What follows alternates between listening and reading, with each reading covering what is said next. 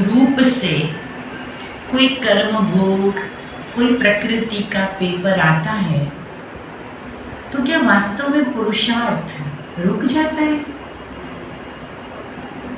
पुरुषार्थ तो आत्मा को करना है, लेकिन शरीर उसका साधन जरूर है, पर करना तो किसको है? और करना भी आत्मा बन के ही है। शरीर से तो केवल स्थूल सेवाएं हम कम कर पाते हैं। अगर कोई पेपर आया, अगर शरीर की उम्र बढ़ गई है तो चलो स्थूल सेवाएं हमसे नहीं होती, लेकिन जो टोटल पुरुषार्थ है, पहला पार्ट, डे 1, वो आत्मा बनने का ही पुरुषार्थ है ना? शरीर को तो वैसे भूलना ही है, फिर भी शरीर रुकावट क्यों बने? मुझे 2 बातें बहुत जीवन में काम आई, अपने अनुभव से बताऊंगी, क्योंकि सबको पेपर आते हैं जीवन में। एक डॉक्टर दीपक चोपड़ा है जो यूएस में रहते हैं, मोटिवेशनल स्पीकर हैं और बहुत ही यंगस्टर्स के बीच में पॉपुलर है। वो अपने 1-2 घंटे के लेक्चर का $75,000 लेते हैं, और तो भी उनके वर्कशॉप में बहुत लोग बढ़ चढ़ के हिस्सा लेते हैं। माउंट आबू में बाबा के घर में वो आए थे, खुद भी बहुत इम्प्रेस हुए। ये लगभग बात है 2000 की। मैं भी उस वक्त मेडिकल विंग की कॉन्फ्रेंस थी, कुछ डॉक्टर्स को लेके हम भी गए थे, तो उनका स्पीच था जो मुझे प्रेरणा मिली, वो मैं आपसे शेयर करती हूँ। बाबा ने तो हमें स्पष्ट कहा है, लेकिन होता है ना कभी कभी जब माँ कहती है ना, या घर का कोई व्यक्ति कहता है ना, तो उसको थोड़ा सा लाइटली लेते हैं, होता है ना ऐसा। और कभी कभी वही चीज़ स्कूल में कही जाए, कभी कभी वही चीज़ डॉक्टर कह दे, कभी कभी वही चीज़ पेपर के टाइम, विघ्न के टाइम कोई और कह दे, तो हमें समझ में आती, हाँ, जबकि वो हमारे घर में कही जा रही थी। तो वैसी 1-2 बातें आपसे शेयर करती हूँ। तो उन्होंने शरीर विज्ञान के आधार पे एक बात बताई कि हमारा जो शरीर है उसमें रोज नए सेल्स बनते हैं। हम श्वास लेते हैं, हम पानी पीते हैं, हम भोजन लेते हैं, तो नई कोश बनते हैं, नए सेल्स बनते हैं, और रोज कुछ सेल्स खत्म भी होते हैं, है ना? लेकिन ये जो प्रक्रिया है, नए सेल्स बनना, पुराने सेल्स घटना, ये पूरी प्रक्रिया 6 से 8 महीने में पूरी बॉडी के सेल्स को चेंज करने की होती है। माना हर 6 से 8 महीने में हमारा पूरा जो शरीर है उसमें पुराने सेल्स जो 6 महीने पहले थे वो नहीं रहते, 6-8 महीने में टोटल नए बन जाते हैं। ये बात उन्होंने बहुत सारे एग्जाम्पल्स के साथ, रिसर्च पेपर के साथ बताई थी। तो क्या होता है कि जो बीमारी, जो वीकनेस आपके शरीर में 6 से 8 महीने पहले थी, वो जिस बॉडी में थी, आज आपका वो बॉडी नहीं है, आपको तो नया मिल जाता है। उसका प्रूफ क्या है? आपको कोई लंबी बीमारी है, आप रेगुलर डॉक्टर के पास जाते हैं, चेकअप कराते हैं, दवाइयाँ लेते हैं, मान लीजिए कोई, तो आपको ध्यान होगा किसी भी बीमारी की कोई भी डॉक्टर 6 महीने से ज्यादा की दवाई एक साथ देता है? देता है कभी? मैंने तो नहीं सुना, है ना? क्या कहते हैं बीच बीच में? आ जाना, चेक करेंगे क्या चेंजेस आया है, वैसा वैसा आपको अलग से डोज देंगे। हो सकता है डोज बढ़ाना पड़े, हो सकता है घटाना पड़े, क्योंकि हर पल बॉडी में चेंजेस आते हैं। हम लाइव है, हम जीवित है, ये बॉडी प्रकृति जीवित है, कोई जड़ पदार्थ नहीं है कि जैसे माई के अब 2 साल के बाद देखोगे तो भी इतना ही होगा, लंबा छोटा तो नहीं हो जाएगा ये, है ना? लेकिन बॉडी का वैसा नहीं है, ये जीवित चीज है। तो उन्होंने कहा कि बीमारी हो या कोई भी वीकनेस हो, वो रहती नहीं है बॉडी में। लेकिन लोग तो सालों साल से बीमार चले आ रहे, ये भी तो हमारे सामने उदाहरण है कि भाई इनको ये इतने साल की बीमारी है, इतने साल की बीमारी है। तो उन्होंने कहा कि एक्चुअली होता ये है कि जो बॉडी में, शरीर में जो बीमारी है या वीकनेस है, उसको हम मन में धारण कर लेते हैं कि मैं बीमार हूँ, मुझे शुगर है, मुझे ब्लड प्रेशर है, मुझे फलानी फलानी बीमारी है। ये मन ने एक्सेप्ट कर लिया है और वो बॉडी 6-8 महीने में नई बन गई, लेकिन उस नई वाली बॉडी को भी मन तो वही है, उसने अभी तक छोड़ा नहीं।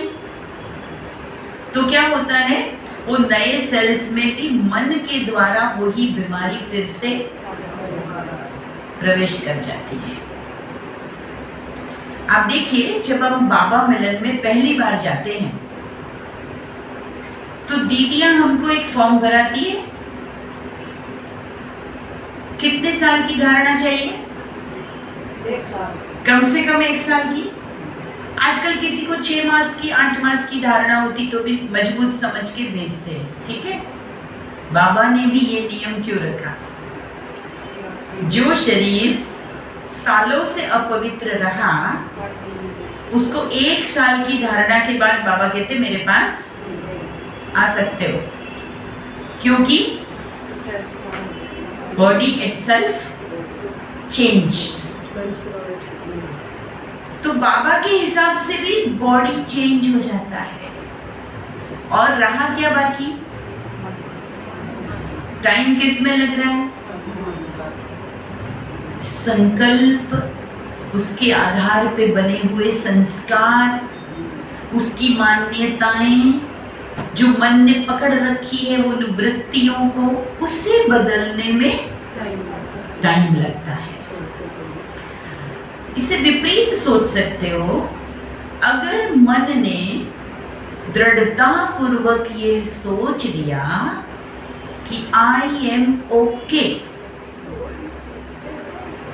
मैं बिल्कुल ठीक हूं, मैं जवान हूं। जानकी दादी को कई बार हमने देखा, दादी को बोलते थे दादी आप थक के आए हैं, आज आप अमृत वेला मत जाइए। दादी को बोलते दादी आप आराम से बैठ के बोलिए। दादी बोलती थी क्यों, मैं बूढ़ी हूँ क्या? मन जवान, मन से जवान। और डॉक्टर्स ने एक बात बोली थी कि दादी की जो उम्र थी ना, वो लास्ट में कई वर्षों से जैसे कि फिजिकली देखा जाए तो बढ़ी ही नहीं थी। क्या हुआ था? बढ़ी ही नहीं थी, जैसे एक जगह ठहरी हुई थी। और दादी ने कभी इस चीज पर कोई माइंड भी नहीं किया था कि मेरी उम्र क्या है। हम क्या करते हैं, रोज रोज सोचते रहते, खास करके जब उम्र वाले होते जाते हैं ना लोग। अब तो पहले वाली बात थोड़ी ना है, पहले मैं कितना भाग दौड़ करती थी, क्या नहीं करती थी, क्या क्या सेवा करती थी। अब थोड़ी ना होगा। ये कौन कह रहा है? मन कह रहा है। और उसको एक्सेप्ट कौन कर रहा है? पूरी प्रकृति उसको एक्सेप्ट कर रही है। बात कही कि मेडिटेशन, वो खुद भी मेडिटेशन कराते हैं, बहुत पॉपुलर है वो। अगर कोई मेडिटेशन से 21 दिन तक, क्योंकि ये साइकोलॉजी में भी मैंने पढ़ा कि 3 सप्ताह 21 डेज कोई एक ही संकल्प को मन में धारण कर लेता है तो वो संकल्प उसकी पर्सनालिटी बन जाता है। वो व्यक्ति वही बन जाता है जो 21 दिन तक लगातार सोचता है। 3 सप्ताह। तो उन्होंने कहा कि अगर मेडिटेशन में यानी एकाग्र मन में आपने अपने आप को ठीक करने का सोच लिया तो आपको किसी दवाई की जरूरत नहीं और आप अपने को रिकवर कर सकते हो, आप अपने को ठीक कर सकते हैं। और यही मेडिकल साइंस जब तक वहां तक नहीं पहुंचेगा तब तक मेडिकल साइंस भी अधूरा है। मेडिकल साइंस अधूरा है, केवल गेम चल रहा है। किसका? दवाई कंपनियों का गेम चल रहा है। लोग बीमार रहेंगे तब तो दवाइयां मिलेगी।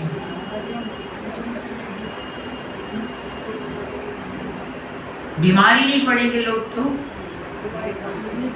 तो बीमारियां तो बनाई जा रही है कई, तो पता है ये इंटरनेशनल गेम है। बीमारियां नई नई फैलाई जा रही है और अंत आते आते तो पता नहीं और भी कितनी बीमारियां और नई बन जाएंगी। अभी कोरोना शांत हुआ है तो दूसरी की चीजों की बातें होती रहती है, जैसे कि कोई भविष्यवाणी कर देता है नया वायरस आने वाला। अरे किसने बोला आपको? पहले भय फैलाओ, उसके बाद उसके लिए वातावरण बनाओ, उसके बाद धीरे धीरे उसकी दवाई फैलाओ, उसके बाद उसका वैक्सीन बनाओ, उसके बाद उसके द्वारा कुछ साइड इफेक्ट्स हो जाएगा, फिर कुछ और हो जाएगा। बहुत सारे रिसर्च पेपर कहते हैं कि ब्लड प्रेशर भी कोई बीमारी है ही नहीं, इट इज नॉर्मल। आपका बीपी हाई होना, बीपी लो होना नॉर्मल चीजें हैं, ये कोई बीमारी नहीं है। लेकिन हमको यहाँ क्या कहा गया? इससे ऊपर गया तो हाई बीपी, इससे नीचे गया तो लो बीपी। हम जैसे ही वो आंकड़े देखते हैं, जैसे ही वो रिपोर्ट देखते हैं, वैसे ही हम अपने आप को क्या फील करते हैं? मैं बीमार हूँ। पहले के जमाने में क्या ब्लड प्रेशर हाई नहीं होता था, लेकिन किसी को स्कैन नहीं करना था, रिपोर्ट नहीं करनी थी और इसलिए वो नॉर्मल था। अब हम आंकड़े देख देख के, केस पेपर देख देख के, रिपोर्ट देख देख के कुछ ज्यादा ही। तो एक तो ये चीज कि हमें अपने योग का प्रयोग कहाँ करना है। सबसे पहले अपने आप पर, अपने शरीर पर। वो अगर मैंने नहीं किया तो बाबा कहते हैं स्व परिवर्तन नहीं किया तो विश्व परिवर्तन कैसे करोगे। अगर मैं बहुत अच्छा मेडिटेशन की व्याख्या करती हूँ और मैं खुद भी दवाई का डब्बा लेके बैठी हूँ और मुझे दवाई के बिना हिल नहीं पा रही हूँ, तो लोग एक बार तो सोचेंगे बहन जी आपने अपने लिए मेडिटेशन का प्रयोग नहीं किया क्या? राजयोग से दवाई नहीं मिटाई क्या? अरे बीमारी नहीं मिटाई क्या? सबसे पहले प्रूफ चाहिए। देखो बाबा रामदेव है, योगा सिखाते हैं। पहले कितने लोगों ने वही योगा सिखाया, कोई नया योग तो नहीं है ना उनके पास। वही अष्टांग योग पतंजलि जी ने सिखाया, सालों से कई लोग सीख रहे हैं, सिखा रहे हैं, लेकिन वो क्यों पॉपुलर हो गए? उनको खुद को पैरालिसिस का अटैक आया था, पूरा आधा अंग उनका डैमेज हो रहा था, लेकिन उन्होंने बहुत दृढ़ मन रखा और बहुत दृढ़ता से उन्होंने क्या किया? अपने योग से, अपने आसनों से अपने आप को ठीक किया, एक आँख में तो फर्क रह रहा है, रख रहे हैं। दिखाई देता है। फिर सूरत के अंदर एक बहुत बड़े हीरा के व्यापारी, उनको भी पैरालिसिस हुआ था। वो इनके कांटेक्ट में आए, इन्होंने कहा मैं आपको ठीक कर दूंगा, और सच में इन्होंने भी उनके ऊपर भी इतनी मेहनत की, प्रैक्टिकल में उनको कराया, तो वो बिल्कुल ठीक हो गए। फिर उन्होंने कहा मेरी करोड़ों अरबों की जो भी दौलत है लगा लो, लेकिन इस चीज को अब जन जन तक पहुंचाने के लिए जो धन लगेगा वो मेरा। तो उनका काम इतना चल पड़ा, पूरी चैनल उनकी है, बहुत सारी चीजें हैं, बहुत सारा काम कर रहे हैं, पूरी योग विद्यापीठ बना दी, बहुत कुछ बना है ना। तो किससे शुरुआत हुई? प्रूफ से। दुनिया को क्या चाहिए? अच्छा, हमको भी क्या चाहिए? खाली बातें? प्रूफ तो चाहिए ना। अच्छा, बाबा को भी हमसे क्या चाहिए? बाबा भी कहते हैं ना बच्चे सबूत दो, सच्चे ब्राह्मण बनो। बाबा बोलते हैं ना मुरली में, सच्चे ब्राह्मण बनो, प्रूफ दो, परिवर्तन का प्रूफ दो, पवित्रता का प्रूफ दो। आपके जीवन में सुख शांति है, आपके परिवार में सुख शांति है, इसका प्रभाव पड़ना ही चाहिए। मैं ज्ञान मार्ग में चल रही हूँ, मेरे घर में झगड़ा हुआ तो मेरे पड़ोसी क्या बोलेंगे? क्या बोलेंगे? बाबा कभी कभी कहते हैं ना, बच्चे तुमको नहीं बाप को गाली लगेगी, तुम्हें नहीं लगेगी पहले। क्या बोलेंगे? कौन सा ज्ञान लेते हो और फिर भी ज्ञान को गाली लगेगी, ऐसे कहते हैं ना। तो हमें लक्ष्य क्या रखना है? हमें अपने ऊपर प्रयोग करके प्रूफ देना है कि इस राजयोग से क्या कमाल हो सकती है। भाई देखना है तो मुझे देखो। बाबा ने एक बार कहा था, बच्चे मैं तुम बच्चों को शोकेस में रखना चाहता हूं, तुम्हारा एग्जाम्पल सैंपल दुनिया देखे और वो भी सौदा करने को तैयार हो जाए। जैसे एक व्यापारी होता है तो सैंपल रखता है ना बाहर चीजों का, शोकेस में, चाहे कपड़ा है चाहे कोई भी चीजें होती है। तो चाहे रोड पे चलने वाले लोग भी एक बार बहुत बढ़िया चीज देख के रुक जाते हैं कि चलिए तो बहुत अच्छी लग रही है, हमें भी खरीदना है। तो बाबा कहते हैं, क्या तुम बच्चे ऐसे बने हो कि मैं तुम्हें शोकेस में रखूं? कि राजयोगी जीवन का सैंपल, सुखी जीवन का सैंपल, कलयुग में रहते भी परिवर्तन हो सकता है, उसका सैंपल देखना हो तो इनको देखो। ऐसे हम बनेंगे या अभी तक हम बाबा का, मम्मा का ही मिसाल देंगे, दादियों का ही मिसाल देंगे, हमारा मिसाल दे सके बाबा, ऐसे हम बनेंगे कि नहीं? अवश्य। यस। देखो मैं अपना उदाहरण देती हूँ, मैंने कहाँ प्रयोग किया जिससे मुझे फायदा हुआ। छोटी सी, मैं गुजरात से हूँ, लेकिन गुजरात में मैं समर्पित हुई थी 1986 में, और 7 साल के बाद मेरा राजस्थान में आना हुआ। तो जैसे मैं राजस्थान में आई तो गुजरात में और राजस्थान में सेवाओं में अंतर था। तो गुजरात में हम लोगों ने बहुत सेवाएं की थी, राजस्थान में थोड़ा हार्ड है धरनी, तो बहुत मेहनत थी। तो हम एक दिन में 3-3, 4-4 गाँव में जाना, इधर जाना, वो प्रोग्राम करना, वो प्रोग्राम करना। साधन भी नहीं होते थे, सुविधाएं नहीं होती थी, तो जो भी लोकल ट्रांसपोर्ट मिला, शेयरिंग वाला मिला, उसमें चले जाते थे। तो मुझे इन्फेक्शन हो गया और गले का टीबी हो गया। शुरू में तो ध्यान ही नहीं देती है बहनें, सेवा में बिजी रहते हैं, ठीक हो जाएगा ठीक हो जाएगा, है ना। तो वो थोड़ा सा हायर लेवल का हो गया। जो यहाँ कोई मेडिकल पर्सन होंगे तो समझें, MDR टीबी, MDR TB उसको कहते हैं, ऑलमोस्ट उस जमाने में, ये बात है 95 की, ऑलमोस्ट नॉन क्योरेबल था, उसका इलाज नहीं हो पाता था, बहुत हैवी इलाज। तो डिटेक्ट हुआ, क्योंकि लगातार वजन घट गया, थोड़ी कमज़ोरी हुई, ये हुआ वो हुआ जो भी। उसके बाद में जब पता चला तो कहा कि ठीक है मेडिसिन लो, और मेडिसिन 9 महीने तक लेनी है, एक भी दिन बंद नहीं होनी चाहिए। जिस दिन छोड़ दिया उस दिन से वापस 9 महीना खानी है।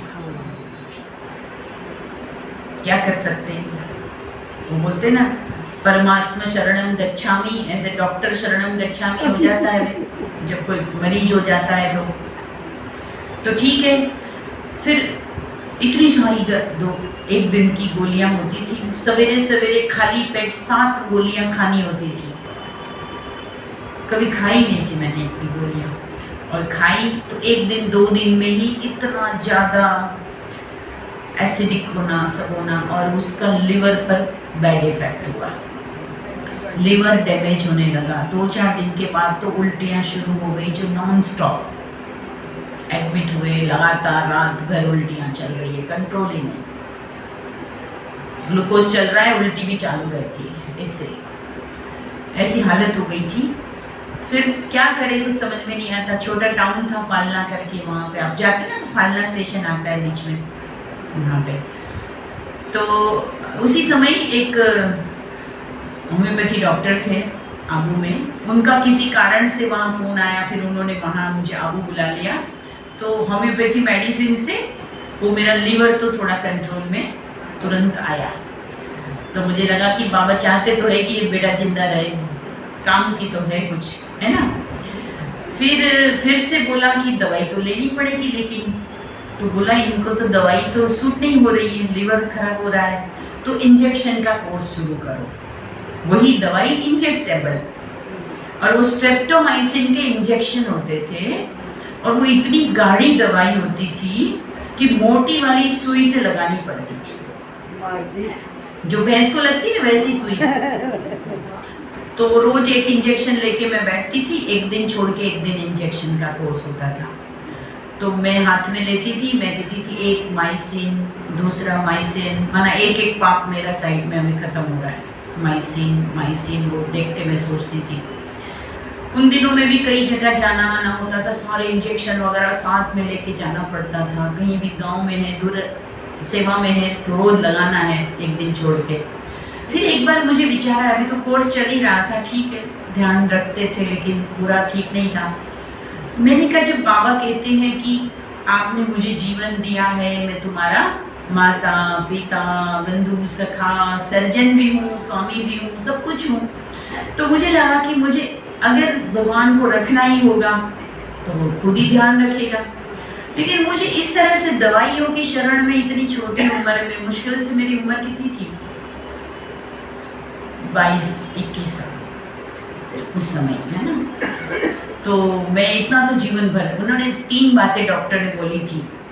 एक तो बहन जी मान के चलो जीवन भर दवाई तो खानी है आपको, बहुत कुछ डैमेज हो रखा है। दूसरा, आप हमेशा दुबले पतले रहोगे, एक्सेप्ट कर लो। तीसरा, आपका हीमोग्लोबिन नहीं बढ़ेगा, आप मतलब ऐसे पीले से रहोगे, ऐसे रेड नहीं होंगे, आप स्वीकार कर लो इन चीज़ों को, तो आपको ज़्यादा बुरा नहीं लगेगा। तो ऐसा करके ठीक है, तो डॉक्टर को बिठा देते हैं ना। फिर वो एक दिन मैंने दृढ़ संकल्प किया कि मुझे प्रयोग तो करना है, बचना होगा तो बचेंगे, नहीं तो जो होगा होगा। हमने बिना डॉक्टर को बताए 21 दिन का प्रयोग शुरू किया। बाबा के बच्चे 3:30 बजे तो उठते ही, हमने 2:30 बजे उठकर और विशेष प्रकृति जीत का स्वमान लेकर और मास्टर सर्वशक्तिमान की स्तुति के अंदर बाबा की किरणों को मुझ आत्मा में आता हुआ महसूस करना है। और मुझ आत्मा से जो मेरे गले में यहाँ ट्यूमर था, छोटा सा बायोप्सी भी हुआ था, अभी भी आपको दिखाई देगा थोड़ा सा ऐसा, तो वहाँ पर मैं उन किरणों को रिसीव करूँ और जितना हो बाबा की पावरफुल किरणों से मैं उसे योग का प्रयोग करूँ। अधिकतर मॉल में रहती थी, अपना काम किया, बाकी स्टडी किया, अपनी ड्यूटी जरूरी काम सारे करते थे। और 21 दिन तक बराबर उस सम्मान से पूरी मेहनत किया। उसके बाद बिना डॉक्टर को बताए मिले, मैंने सब दवाई तो छोड़ दी थी। वो दिन और आज का दिन कोई भी प्रकार की दवाई नहीं खाती। At the age of my 52 मैं कोई दवाई नहीं खाती। और मुझे महसूस होता था कि रियली मन की शक्ति और उसमें भी परमात्म शक्ति प्रकृति को शुद्ध कर सकती है, कर रही है। बेशक चीजें तो आएगी, प्रकृति पुरानी है तो इन्फेक्शन भी आएगा, कमजोरी भी आएगी, लेकिन परमात्मा शक्ति the greatest power of the world, इससे बड़ी तो कोई ताकत है ही नहीं ना। इसको दृढ़ता से मुझे स्वीकार करना होगा। लेकिन ऐसे कुछ होता है क्या? ऐसे सोचेंगे तो, और ये क्यों करना है? तो डॉक्टर दीपक चोपड़ा की दूसरी बात भी मुझे हमेशा याद रहती थी। उन्होंने एक बात कही थी कि आपके पास 5-10 लाख की एक गाड़ी होती है। उस जमाने में 5 लाख की गाड़ी भी बहुत अच्छी मानी जाती थी, अच्छी आती थी।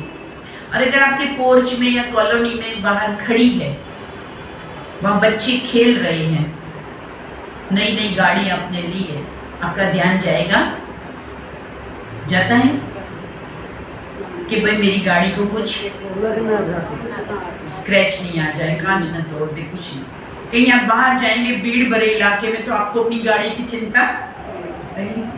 आपकी गाड़ी पेट्रोल की है, आपके रास्ते में ईंधन खत्म हो गया, किसी पेट्रोल पंप पे आप पहुंच गए, तो क्या पेट्रोल की जगह वहां पे डीजल मिल रहा है, पेट्रोल नहीं मिल रहा है, कि केरोसिन मिल रहा है? डाल देंगे। जानते हैं कि इसमें हम नहीं डालेंगे। तो जितना उस 5-6 लाख की गाड़ी की चिंता हमें रहती है, ध्यान हमें रहता, अवेयरनेस हमें रहती है, इस गाड़ी का उन्होंने अंदाज लगा के बताया कि दुनिया के टॉप साइंटिस्ट ने बताया है कि ह्यूमन बॉडी का एक एक पार्ट अगर मनुष्य ने बनाना शुरू कर भी दिया, बड़े रिसर्च के बाद कुछ अंग बनना शुरू भी हो गए हैं, मान लीजिए कभी पूरा मानव शरीर बन भी गया लेबोरेटरी में, तो उन्होंने कहा था कि कम से कम 100 करोड़ में बनेगा। 100 करोड़ में ये बॉडी पूरी तैयार होगी। जिस दिन भी कोई साइंटिस्ट लोगों ने बना भी ली ना अगर ह्यूमन बॉडी पूरी की पूरी, ऐसी चमड़ी, ऐसा ही सब कुछ, तो 200 करोड़ 100 करोड़ से ऊपर लगेगा। ये बात उन्होंने, कुदरत का खेल है। तो हमारे पास कौन सी गाड़ी है? 100 करोड़ की। और हम क्या करते हैं पता है? संभालते लोग। शुगर हुआ है, थोड़ी तो खा लेती हूँ, थोड़ी खीर तो खा लेती हूँ, चलता है। तला हुआ नहीं खाना चाहिए, थोड़ा तो खा ही लेती हूँ, बेटा पकोड़े दिख मैं टेस्ट कर लेती हूँ, ये कर लेती हूँ। लालच से भी खा लेते हैं, दबाव में भी कई चीजें कर लेते हैं, लापरवाही में भी बॉडी के साथ कुछ भी कर लेते हैं। तो हमने अपने शरीर का कितना ध्यान रखा? और मैं अपने शरीर से बात करती हूँ, आप प्रयोग करना, कभी अपने शरीर के साथ बात करो। बाबा ने ये प्रयोग किया था, मन के साथ, बुद्धि के साथ बाबा बात करते थे। बाबा कहते थे शरीर को तू घोड़ा है, मैं तुझ पर सवारी कर रहा हूँ, ये मेरा घोड़ा है, ये मेरी गाड़ी है। मैं इसको बोलती हूँ जन्म से लेकर अभी तक इस 50 साल में मैंने तुमको कितना खिलाया, कितना तुम्हारे लिए सोचा, कितनी बार तुम्हें स्वच्छ किया, कितने कपड़े तुझे पहनाए, कितने जूते पहनाए, कितनी बार बाल बनाया, कितना तुम्हारे लिए शैम्पू साबुन सब खर्च किया। किसके लिए किया? आत्मा को चाहिए था। अब मुझे परमात्मा मिला है, अब मुझे परम धाम जाना है, अब मुझे पावन बनना है, मुझे जन्म जन्म के कर्म से उनकी भोगनाओं से मुक्त होना है। और इस जन्म में अब तू मेरे लिए क्या क्या करेगा। मैं कहूं मुझे अमृत वेले उठना है और तू मना करेगा। मैंने तो तुझे कितना ख्याल रखा, तू मुझे मना करेगा कि नहीं कमर दर्द हो रहा है, बैठा नहीं जाएगा, आज तो जल्दी स्नान नहीं होगा, आज तो ये नहीं होगा। तो तू मेरा कैसा दोस्त रे, तू मेरा कैसा पार्टनर है रे। मैंने तो तुम्हारे लिए सब कुछ कर दिया, मन इसी में ही लगा रहा, बुद्धि इसी में ही लगी रही, और अब ये मुझे मना करता है योग नहीं हो पाएगा, ये नहीं हो पाएगा, सेवा नहीं हो पाएगी। क्यों? सोच बना ली। इसको बोलना होगा तू भी मेरा काम अब करेगा। यहां से हम शुरुआत करें, ये बहुत अच्छा है। प्रकृति तो देने के लिए ही होती है, तो 5 तत्वों ने हमें ये शरीर दिया है। इस शरीर को हमें संभालना भी है, लेकिन इससे बहुत काम भी लेना है। संभालने का मतलब ये नहीं कि उसको अच्छी तरह बिठाए रखो, सुला के रखो, जो लब लब करे वो सब देते रहो, खिलाते रहो, जो मांगे वो धरते रहो। इसको ऐसा नहीं संभालना है, इससे तो बच्चे भी बिगड़ जाते हैं। अगर बच्चों के साथ भी आप ऐसा करेंगे तो क्या होगा बताओ? क्या होता है? नुकसान ही होता है ना बच्चे का भी। तो हम बच्चों को भी क्या करते हैं, देखो प्यार भी देंगे, कायदे से भी चलना पड़ेगा, है? तो ये भी हमको मिला हुआ क्या है, इसको भी ऐसे, तुझे मेरा साथ अंत तक देना ही है। देखो अभी दूसरा जन्म लेने का भी फायदा नहीं है, अब तो ड्रामा ही पूरा हो रहा है। अभी अंत तक तुझे चलना भी है, मैं तेरा ध्यान रखूंगा, तू मेरा ध्यान रखेगा। बहुत अच्छा लगेगा, आप एक बार करके देखना। हमारा ना हो, सुनता है ये, जवाब देता है, मानता है, क्योंकि ये प्रकृति का बहुत अच्छा फल है, मानव शरीर। और संगम युग पर इस शरीर पर भी तो भगवान की दृष्टि पड़ी है। न जाने कितनी बार हमने बाबा से मिलन मनाया, बाबा की दृष्टि पड़ी हम पर, इसने हमको परमात्मा से मिलाया। इसका धन्यवाद भी करो, इसको बहुत एप्रिशिएट भी करो। तू बहुत अच्छा है, तूने मेरा भाग्य बनाया, तूने मुझे भगवान से मिलाया, तेरे कारण मैंने भगवान की वाणी सुनी, तेरी आंखों से मैंने भगवान को देखा, दादियों को देखा, धरती पर उतरते शिव अवतरण को देखा। तो बहुत अच्छा है, तो इसको लेकिन चलाना है। कोई कोई माताएं कोसती है, बहनें को मतलब भाई बहने, हम लोग कभी कभी शरीर को कोसने लगते हैं। कोसना नहीं है, नफरत भी नहीं करनी है, लेकिन लगाव भी नहीं रखना है। गाड़ी को बस गाड़ी की तरह चलाना है कि जितना मैं पेट्रोल डालूं उस हिसाब से इस गाड़ी का हमें आउटपुट भी मिलना चाहिए। ऐसा नहीं है कि मैं इसके लिए जीऊं, ये भी तो मेरे लिए जिए ना। आत्मा हर समय शरीर का सोचती रहे, लेकिन शरीर को आत्मा का सोचना है। मालिक कौन है? मालिक कौन है बताओ? मैं मालिक हूं ना। तो घोड़ा घास खाए, बढ़िया से उसको मालिक नहलाए, करे, उसका घर बनाए, सब कुछ करे, और जब मालिक को सवारी करनी हो तो घोड़ा के मैं तो थक गया हूँ, बैठ जाता हूँ। ऐसा तो नहीं चलेगा, घोड़े को भी टाइम पे खड़ा होना पड़ेगा। ऐसे घोड़े हुए इतिहास में जिन्होंने मालिक के लिए जान दे दी, जान दे दी, लेकिन मालिक की रक्षा की। अपनी ताकत से कई गुना ज्यादा उन्होंने जंप लगा के और मालिक को बचा लिया। तो उन घोड़ों का भी इतिहास में नाम आ गया। तो मैं शरीर को बोलती तू भी मेरा घोड़ा है और तुझे भी पूरा मेरा ध्यान रखना है, और मैं भी सदा श्रेष्ठ संकल्प, श्रेष्ठ स्मृति में, श्रेष्ठ स्वरूप में रहूंगी आत्मा।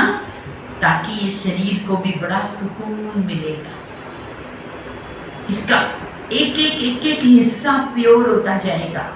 तभी कहते हैं, 2-4 दिन पहले ही आया था, योगी जिसके अंग अंग शीतल, शीतल काया वाले बन जाते हैं योगी। तो मेरी काया भी शीतल होती जाएगी, क्योंकि मैं इस काया के अंदर कौन बैठी हूँ? आत्मा। योगी आत्मा, तपस्वी आत्मा, राजयोगी बैठा हूँ। मेरे तपस्या से इस अंग अंग में पवित्रता, पावनता फैल रही है। तो ऐसे अपने आप को क्योर करना है। और जब आप अपने ऊपर प्रयोग करके कोई सिद्धि प्राप्त कर लोगे, कोई एग्जाम्पल सेट करोगे, आपको खुद को बहुत खुशी मिलेगी, क्योंकि आपकी अपनी सिद्धि होगी है। किसी और का वर्णन नहीं कि किसी ने मुझे ज्ञान दिया, वो बहुत अच्छे थे, वो बहुत अच्छे थे, वो तो सब अच्छे हैं। मैंने क्या किया? मैंने अभी तक इतने समय से ज्ञान में चल रही हूँ, मैंने क्या किया? मेरी कहानी क्या? सबकी कहानी तो सुन ली, मेरी अपनी कोई कहानी होनी चाहिए कि नहीं? तो बहुत कॉन्फिडेंट महसूस करेंगे, दूसरों पर भी बहुत अच्छा प्रभाव पड़ेगा। लेकिन कैसे अपने मन को श्रेष्ठ बना के रखें? बाहरी सभी बातों से अपने आप को डिटैच रखना होगा। देखो, मेले में जाते हो, भीड़ भरे मार्केट में जाते हो, तो अपनी थैली बराबर संभालते हो कि नहीं? अपना पर्स बराबर संभालते हो कि नहीं? क्योंकि पता है कि भाई मार्केट है, वहाँ तो बहुत भीड़ है, मेले में बहुत भीड़ है ना? अगर कुछ गिर गया तो मिलने वाला नहीं है, कोई लेके चला गया तो मिलने वाला नहीं है, संभालते हो ना? तो मुझे भी अपनी नाव को ऐसे चलाना है कि न तो नाव से कुछ दुनिया में खत्म चला जाए और न दुनिया का पानी अंदर घुस जाए। न्यारा और प्यारा। नाव तो पानी में ही चलेगी, रहना तो दुनिया में ही पड़ेगा, लोगों के बीच ही पड़ेगा, इसी तमो प्रधान वातावरण में ही रहना पड़ेगा, जहाँ कहीं गाने बज रहे हैं तो कहीं गंदगी है, तो कहीं शोर है, तो कहीं कोई कैसा है, कोई कैसा है, अनेक बातें हैं। रहना तो इसी में है। नाव का पानी में होना बुरी बात नहीं है, लेकिन पानी का नाव में घुसना खतरा है। जब दुनिया मेरे अंदर घुस जाती है, दूसरों के व्यवहार विचार का प्रभाव मेरे ऊपर पड़ने लगता है, तब खतरा है। बुरे लोगों के बीच में रहती हूँ, कोई खतरा नहीं, दुनिया ही ऐसी है। और वो तो हमें स्वीकार करना ही पड़ेगा कि कोई भी परफेक्ट तो होगा ही नहीं। होगा? इस समय कोई परफेक्ट हो सकता है? नहीं हो सकता है। तो मुझे क्या करना है? मुझे अपने आप को परफेक्ट बनाना है। ये इस पुरुषार्थ ने मुझे बहुत हेल्प किया, और आज हम कई घंटों तक सेवाएं करते, कई दिनों तक व्यस्त रहते हैं, कितना भी भाग दौड़ कर लेते हैं, बाबा सब करा देता है, क्योंकि अपने जीवन को हमने सेट कर लेना है। और हम हर एक के अंदर ये ताकत है। मैंने दादियों को नज़दीक से, क्योंकि हम मधुबन के पास रहते हैं, मधुबन का सेंटर है, मधुबन में भी हमारा रूम है, तो मधुबन में भी आधा समय रहते हैं और सेंटर में आधा समय रहते हैं। तो मधुबन में रहने के कारण 95 से लेकर सभी दादियों की पालना बहुत मिली, नज़दीक से मिली। तो मैंने एक ही चीज़ देखी कि दादियों ने अपने लक्ष्य को बहुत बहुत पकड़े रखा। ऐसा नहीं है कि दादियों के सामने बातें नहीं आती थी। इतना बड़ा यज्ञ की प्रोग्रेस हो रही थी, यज्ञ का विस्तार हो रहा था, तब तो अनेकों बातें थी, अनेकों से उनके भी संबंध संपर्क में आना होता है। लेकिन उन्होंने अपने आप को बहुत न्यूट्रल, बहुत प्यारा प्यारा रखा, इसलिए उनके ऊपर कोई का प्रभाव नहीं पड़ा। तो मुझे बाबा की आकर्षण में रहना है, मुझे अपनी आकर्षण का प्रभाव दूसरों पर भले पड़े, लेकिन किसी की भी अच्छाई या किसी की भी बुराई का अपने ऊपर प्रभाव नहीं पड़ने देना है। कभी कभी कोई कोई की बातों से हमें लगता है बस यही मेरा शुभ चिंतक है और वो जो कहे वो हम करने लग जाते हैं। नहीं, माया ऐसे ही तो आती है। सीता को माया कैसे आई? सीता के पास रावण कैसे आया? कोई बन के थोड़ी आया कि मैं रावण हूं, नहीं आया ना। बहुत अच्छे वेश में आया कि वो प्रभावित हो जाए। तो हमें न किसी की ऐसे प्रभाव में कि हम अंधे हो जाएं। हाँ, ये बहन जी करेंगी तो मैं करूंगी, ये माता करेंगी तो मैं करूंगी, इन्होंने जैसा किया मुझे भी वैसे ही करना है, ये इतने बजे करते हैं योग, मैं भी इतने बजे करूंगी। नहीं, किसी के जैसा मुझे कॉपी नहीं करना है। दूसरा, किसी को खुश करने के लिए कुछ नहीं करना है। केवल किसी को खुश करने के लिए कुछ नहीं करना है। जो सही है उसे जरूर करना है और जो गलत लग रहा है उसे बिल्कुल भी नहीं करना है। चाहे उसको करने से किसी को खुशी मिलती हो या कोई टेम्पररी राजी होता हो, मुझे नहीं करना है। तो हम न्यारे रह सकते हैं और प्यारे भी रहना है। किसी के साथ भी दुश्मनी या वैर या अनबन या दूरी नहीं बनानी है। सब अपने हैं और वैसे हम सब अकेले हैं, है ना। वो कबीर जी के लिए कहते हैं ना, कबीरा खड़ा बाजार में सबकी चाहे खैर, न काहू से दोस्ती न काहू से बैर। रामायण में भी अंत में आता है कि श्रेष्ठ स्थिति क्या है। तो श्रेष्ठ स्थिति कही गई, हानि लाभ जीवन मृत्यु सुख दुख यश अपयश सब में समान रहना है। यही श्रेष्ठ स्थिति है। प्रभाव नहीं पड़े हम पर। तो हम अपने आप में रहें कि मैं आत्मा, संगम युग में मुझे परमात्मा ने चुना। कितना भाग्य है मेरा कि मैं इस दर पे आई। मुझे रोज इतनी पवित्र आत्माओं को मिलने का मौका मिलता है। जहाँ भगवान की वाणी चलती, मैं उस सत्संग में रोज आके बैठती हूँ। जहाँ भगवान के शब्द मुझे रोज मीठे बच्चे नमस्ते याद प्यार सुनने को मिलता है। ये मेरा परम सौभाग्य है। इससे ज्यादा मुझे किससे प्रभावित होना है? और मुझे क्या चाहिए? बताओ क्या चाहिए? सुबह सुबह हलवा खुआवा। तरसते थे बाबा, तेरी नजरें मुझ पर पड़ जाए, मैं तेरे चरणों में आ जाऊं, मैं तेरी शरण में आ जाऊं, तू मेरे पर मेहरबान हो जाए, तेरी एक झलक देख लूं, इसके लिए तरसते थे। अब वो जब आया है, वो जब हमारे सामने है, टाटा करके जाने वाला है। अभी कितना समय है? अभी बहुत गई थोड़ी रही है ना। 25%। तो ऐसे में अब मैं इधर उधर क्यों देखूं? इसको उसको क्यों देखूं? पीछे की बातें क्यों सोचूं? चिंता क्यों करूं? कल क्या होगा चिंता क्यों करूं? आज अच्छा तो कल अच्छा। आज भी ड्रामा अनुसार जो है वही हो रहा है, कल भी वही होगा जो ड्रामा में होना है ना। तो बहुत एक रस रहेंगे तो हम जो चाहेंगे वैसे स्वमान को धारण कर सकेंगे। कई कहते हैं मैं स्वमान को कैसे धारण करूं, मेरे दिमाग में एक ही स्वमान टिकता नहीं है।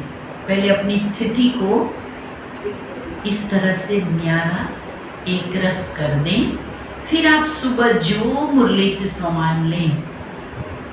मैं अमृत वेले योग पूरा करके 2 मिनट बाबा के सामने खड़ी रहकर बाबा से प्रेरणा लेती हूँ, मुझे आज बाबा क्या स्वमान दे रहे हैं। जो टच हो जाए उस वक्त उस स्वमान को पूरा दिन मन में लेकर चलती हूँ। बहुत अच्छा लगता है। रोज बाबा कानों में कहता है, रोज कहता है, आप सभी को भी कहता है। ये तो हर ब्राह्मण का अनुभव है। ये तो मैं यहाँ से बोल रही हूँ, बाकी आप सबका दिल भी यही बोल रहा है ना? कोई हम अलग बात नहीं कह रहे, लेकिन इस पर दृढ़ रहिए, इसकी प्रैक्टिस कीजिए और अपना अनुभव औरों को बताइए, अपनी बात औरों को बताइए। ऐसे बहुत से अनुभव मुझे योग के हैं कि जब भी हमने संगठित योग भी किया, बाबा ने बड़े बड़े सेंटर के कोई काम थे, कोई विघ्न थे, कुछ थे, सब पार करा दिए। जब मैं राजस्थान में आई थी तो हम लोग जहाँ पे थे वहाँ किराए के मकान में रहते थे, भीममाल में जहाँ भी रहती हूँ मैं। तो किराए के मकान तो होते ही थे शुरू में सब जगह, लेकिन वहाँ क्या था, मकान मालकिन नीचे रहती थी, वो बहुत विशेष आत्मा थी। आपको पता है मकान मालिक के साथ किसी मकान में रहना क्या होता है? सहज होता है? अनुभव है माता जी को। तो उसे ये तो अच्छा लगता था कि ये साफ सुथरी बहनें हैं, मेरा घर साफ सुथरा रखती है, वो तो ठीक है, लेकिन लोग इतने सारे आते हैं तो घर गंदा हो जाता है। और आते रहते हैं लोग, तो वो पसंद नहीं, बहुत विरोध होता था कि नहीं आने चाहिए लोग, अब हम अकेले बैठने के लिए थोड़ी मकान लिया है, लोग तो आएंगे। तो कभी लोगों की, भाई बहनों की चप्पलें फेंक देती थी, कभी कुछ कर देती, कभी उसमें पानी डाल देती थी, कभी गुम कर देती थी, कभी चिल्लाती थी। तो अब ढूंढ रहे थे कि चलो कुछ और हो जाएगा। फिर उन दिनों में बड़ी दादी जी, प्रकाशमणि दादी जी ये कहा करती थी, कोई भी बात, कोई भी विघ्न हो, कोई भी करना है नया कुछ, तो सबसे पहले 108 घंटा योग कीजिए। तो हम 2 बहनें थी सेंटर पर, हमने कहा ठीक है हम 108 घंटे का योग करते हैं। क्योंकि क्या हुआ, एक बार जन्माष्टमी की झांकी थी, तो अब छोटे सेंटर में तो झांकियों की तैयारी में सब खुद ही करना होता है ना ज़्यादा। तो हम लोग 4 बजे से गए थे, कुछ बच्चों को तैयार कर रहे हैं, कुछ झांकी तैयार कर रहे हैं, सब कुछ करके और झांकी बनी। फिर तो भी हम लोगों ने 10 बजे तक सब क्लोज कर दिया। हालांकि जन्माष्टमी को तो लोग रात तक दर्शन करते हैं, झांकियाँ चलाते हैं ना। 10 बजे हम लोग घर पे आए, 4 बजे के गए हैं, तो नेचुरली भूख तो लगेगी ना। और जब थक के आते तो क्या बनता है, खिचड़ी। तो हम लोगों ने खिचड़ी का छोंक लगाया और सीटी बजी और वो माता नीचे सो रही थी, वो उठ के ऊपर आई। मेरी नींद क्यों खराब की। रात को खाना बनाते, वो जैन है, जैन लोग रात को खाना नहीं खाते, तो उनको बुरा भी लगता है थोड़ा सा। हम तो बिल्कुल उनकी तरफ फॉलो नहीं कर सकते ना। तो हमको लगा बाबा थक के आए, खाना भी नहीं खाएं क्या, ये कैसी परीक्षा है। फिर हमने दृढ़ता की कि बस अब हम योग करेंगे, अब इस घर को छोड़ेंगे और सीधा अपने घर में जाएंगे, कुछ भी हो। तो हमने दूसरे तीसरे दिन से भाई बहनों को बात की कि हम दिन का 10 से 11 घंटा योग करेंगे, कंटिन्यूअस चलेगा और 11 दिन में पूरा हो जाएगा। 108 घंटे का योग करेंगे। सबने कहा ठीक है, दिन भर में। थोड़े से भाई बहने थे, हम कहते थे आप लोग को जितना टाइम में आप बैठोगे बाकी टाइम में हम लोग बैठे रहेंगे, पर योग कंटिन्यूअस अखंड चलेगा दिन भर। तो चौथा 5वां दिन था योग का। भाई बहने शाम को आ गए थे, तो हमने कहा दिन भर बैठते हैं योग में, चलो थोड़ा वॉक करके आते। मेरे साथ एक बहन थी, हम लोग वॉक करने गए। तो एक बंगला था, उसके बाहर उनका वॉचमैन खड़ा था। उन्होंने हमको देख के बोला कि बहन जी ऊपर देखो, हमारा इस बंगले में खिड़की है ना, वहाँ हमारे सेठ जी बैठे हैं। तो उन्होंने शायद आपको देखा जाते हुए, तो उन्होंने मुझे कहा कि इन बहनों को बुलाओ, तो कुछ काम है, आप आएंगे? मैंने कहा ठीक है। हम तो बिल्कुल नहीं जानते थे। हम गए अंदर, तो उन्होंने बातचीत किया। तो क्या है कि मैं बॉम्बे में रहता हूँ, ये मेरा घर है, तो मैं वहाँ माउंट आबू गया था आपके, और कुछ वीडियो कैसेट्स लाया हूँ, तो मैंने तो देख लिया, अब मुझे दोबारा देखनी नहीं है, तो क्या आप लोग ले जाएंगे? आप सेवा में लगाना, इसको यूज़ करना, बस इतना सा काम था, इसलिए आपको बुलाया। हमने कहा ठीक है, आपके काम की नहीं है तो हमें दे दो, हम तो सेवा में यूज़ करेंगे। फिर उन्होंने खुद ही पूछा, तो यहाँ आप कहाँ रहते हैं?